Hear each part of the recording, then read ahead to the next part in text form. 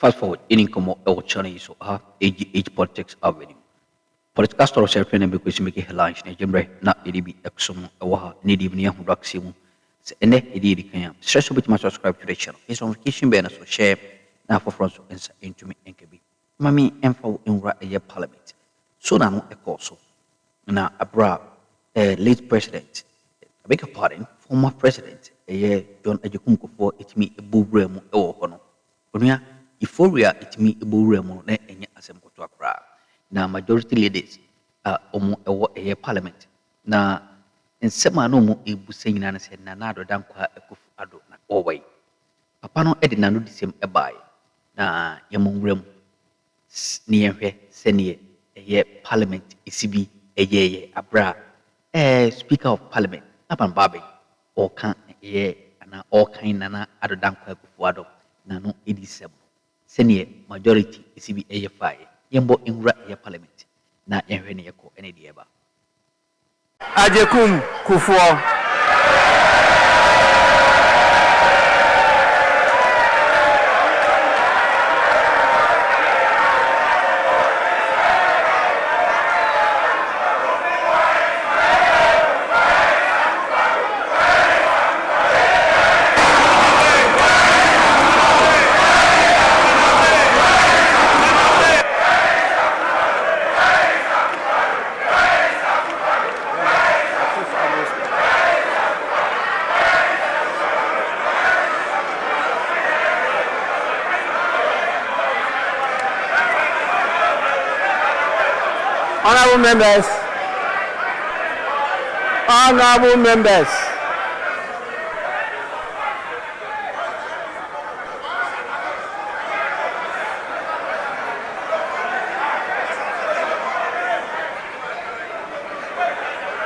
Honorable members,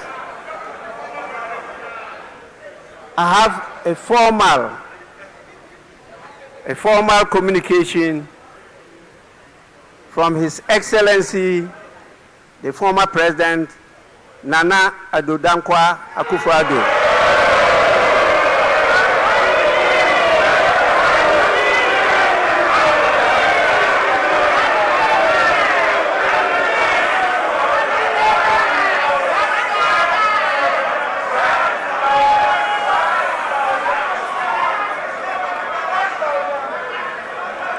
He expresses his gratitude to the invitation for him to be here. Unfortunately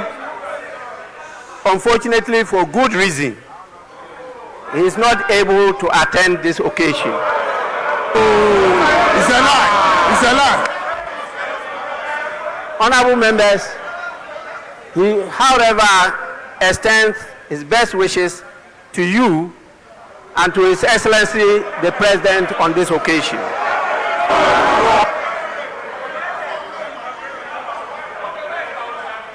Honorable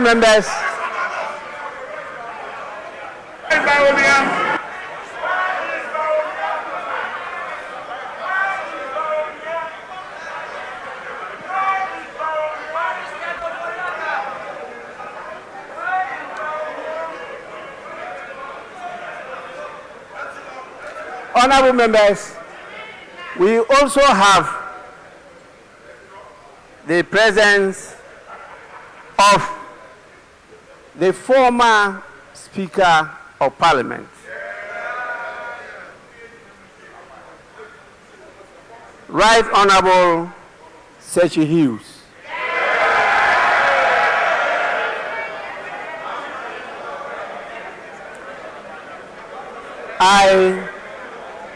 I know that a lot of you are young, so you may not recollect some of these people.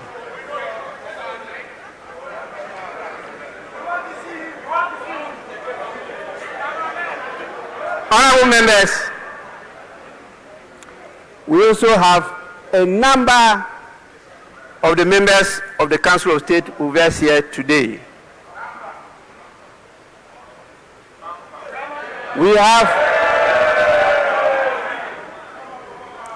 also the presence of the Chief of Staff Honorable Julius Debra.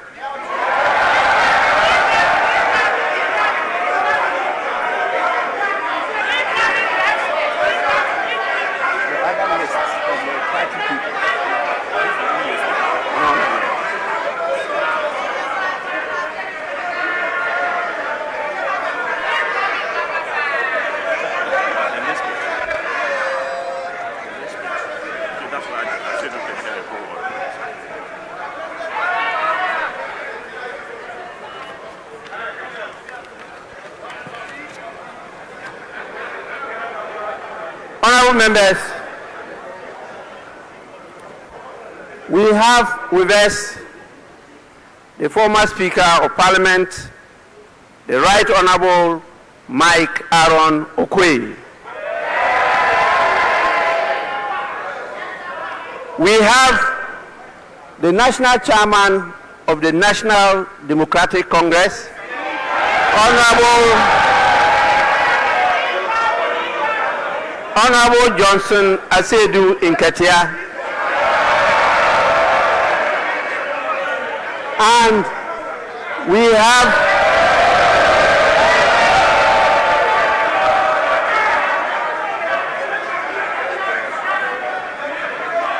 have the acting national chairman of the New Patriotic Party,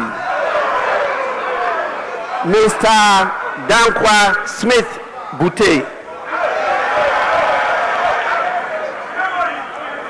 Honorable members, we have the General Secretary of the National Democratic Congress, Mr. Fifi Fievi Kwete. And we have the General Secretary of the New Patriotic Party, Mr. Justin Frimpong Kodia. For sure, we have, as usual,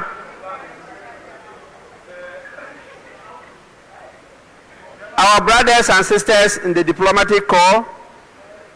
Many of them are here with us, and they are distinguishedly seated at the public gallery.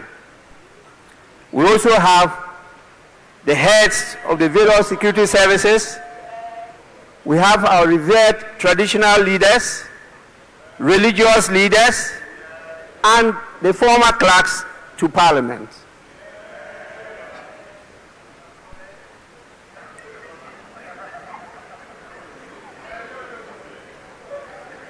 Honorable members, on your behalf, I warmly welcome all of them to the House.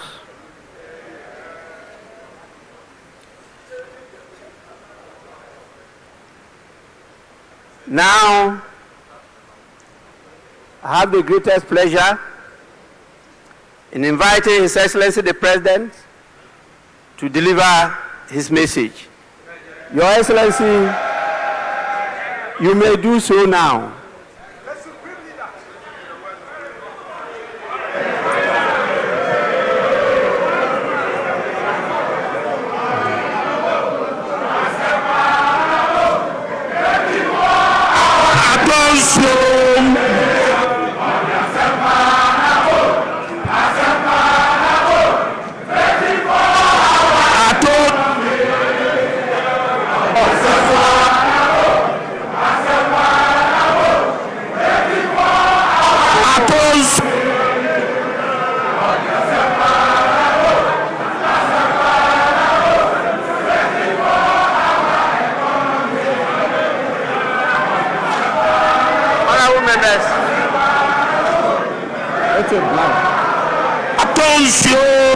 Honorable members, please.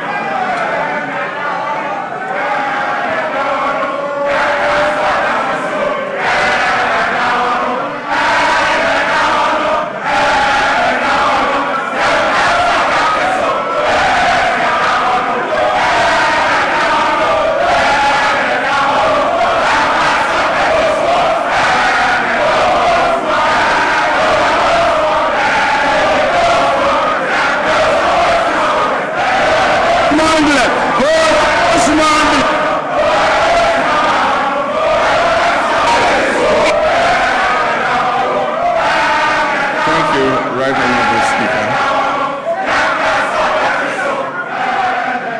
Thank you, Right Honorable Speaker. Honorable members of this august House, Your Excellency, the Vice President, Jane Nana Opoku-Agyeman, Your Lordship, the Chief Justice, the good people of Ghana, friends of the media, ladies and gentlemen, and let me proceed on the protocol so well established by the Speaker and say, distinguished guests, ladies and gentlemen. It is both a profound honor and a constitutional duty to appear before this august House to deliver a message on the state of the nation as required by Article 67 of our Constitution. I do this with the perspective and through decades of public service, including my time in this very chamber as a member of parliament representing Bole Bamboy, and my previous term of office as President of the Republic from 2012 to 2017. My journey in public service, like that of our nation, has not followed a straight path. It has been marked by periods of steady progress, and then by setbacks, and by determined recovery. Mr. Speaker, that pattern of resilience mirrors the national experience of our nation. And today I stand before you to speak to another such defining moment, a moment in which our nation is on the rebound of national renewal and of restored hope. This moment is being shaped by hard choices, institutional resolve, and a renewed commitment to stability and national purpose. Mr. Speaker, in just a few days, on 6th March 2026, our dear nation Ghana will celebrate 69 years of independence on the theme, Building Prosperity, Restoring Hope. This theme is not merely ceremonial, it is the blueprint that guides our administration's vision and actions. It reflects where we have been, it acknowledges the difficulties we have endured, and confidently declares the direction in which we are headed. At the heart of this vision are two complementary and mutually reinforcing agendas.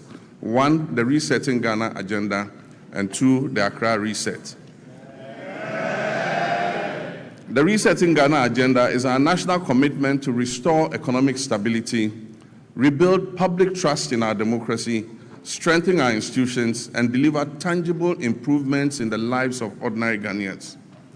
It is about turning the page on years of mismanagement and confronting our challenges with honesty, and charting a new course anchored in fiscal discipline, transparency, and sustainable development. The Accra Reset, on the other hand, is our continental commitment. It recognizes that Ghana's prosperity cannot be separated from Africa's progress. It calls for a fundamental shift in how African nations relate to one another and to the world, from dependence to self-reliance, from fragmentation to integration, and from reactive postures to strategic leadership. Mr. Speaker, these two agendas are deeply interlinked because we cannot build lasting prosperity at home without contributing to stability and growth across our continent. Equally, we cannot lead effectively on the continental stage if our own house is not in order.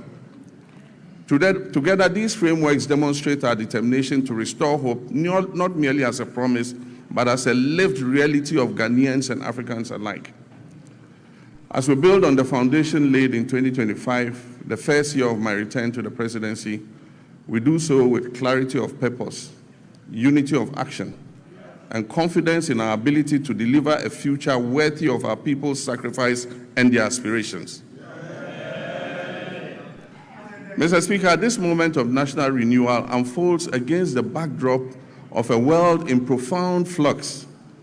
The global order we once knew is being rapidly reshaped, and the so-called rule-based international system endures only as long as it protects the advantages of those who designed it.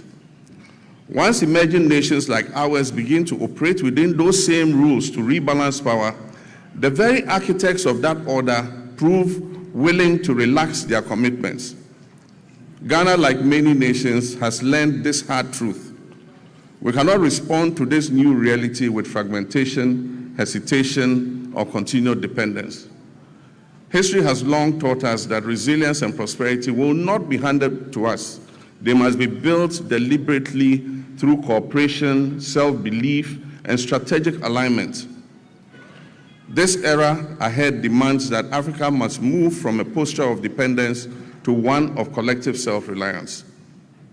Mr. Speaker, it is in this spirit that Ghana has sought to play a convening and catalytic role on the continent. In the middle of last year, our capital, Accra, hosted African heads of state, policymakers, and development partners for a landmark health sovereignty summit. Together, we charted a new roadmap for healthcare financing and collaboration among African nations. And that message was clear.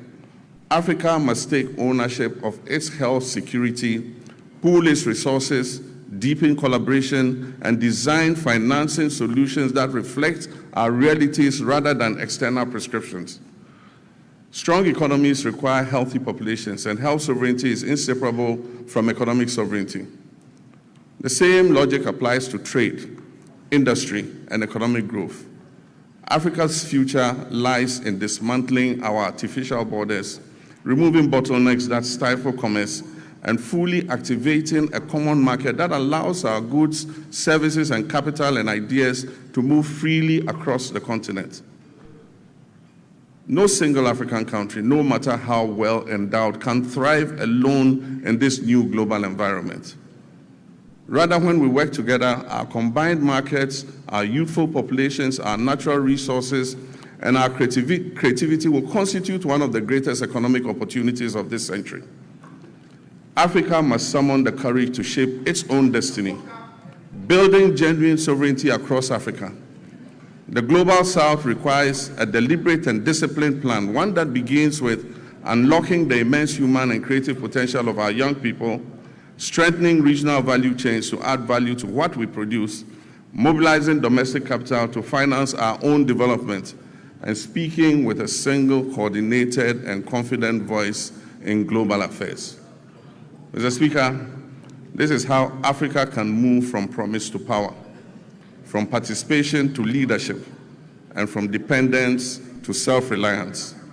The path forward is clear. Africa must rise with confidence, unity, and purpose.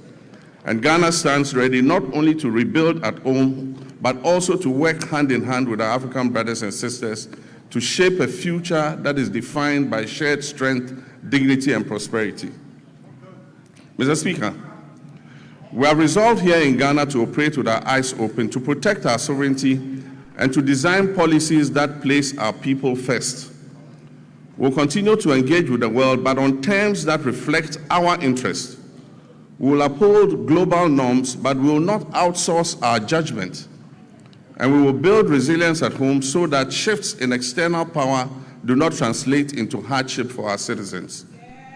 Mr. Speaker, when I last came before this House, I spoke candidly about the depth of the challenges we had inherited across all facets of our nation. Mr. Speaker, nowhere was this national malaise more evident than in the economic sector. We inherited an economy in severe crisis, burdened by unsustainable debt, high inflation, a rapidly depreciating currency, and an escalating cost of living crisis that had left our citizens reeling from unimaginable hardship caused by years of general imprudence and reckless management of the economy. Mr. Speaker, I was clear from the outset that recovery would not come easily. But I was also clear that I will stop at nothing to turn this situation around and bring relief to Ghanaians. I promised then that just as I have confronted and overcome crisis in the past, I'll reset our economy and return us to a path of growth, progress, and development. Mr. Speaker, I told this August House then when I appeared before you last year, that we would have to take tough, prudent, and necessary decisions to restore stability and credibility. Today, Mr. Speaker, I can say to you with confidence, Ghana is back. Ghana is working again. And Ghana is open for business. The fundamentals are improving, and the path to sustained acceleration is very clear to everyone. From the outset, we resolved to choose discipline over waste, reform over excuses, and stability over speculation.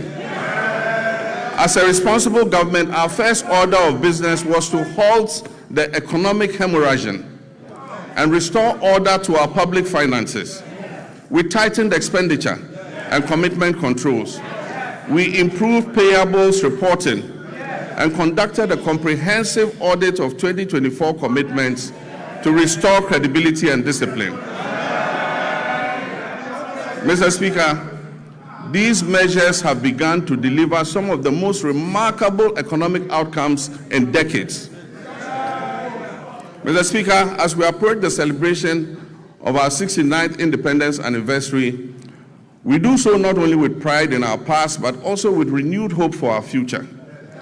We are building prosperity through sound policy, responsible governance, and inclusive growth. We are restoring hope by delivering.